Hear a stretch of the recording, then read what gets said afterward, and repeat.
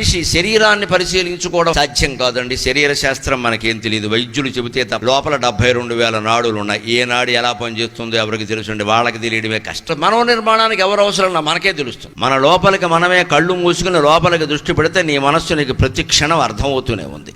ఏం ఆలోచిస్తుందో ఏం ఆలోచించకూడదు. మనిషి ఎప్పటికప్పుడు ప్రతి క్షణం తన మనస్సును తాను పరిశీలించుకోవాలి. నేను మంచి మనుషుల్లాగే ఉంటున్నానా, పశువుల్లాగా ప్రవర్తిస్తున్నానా?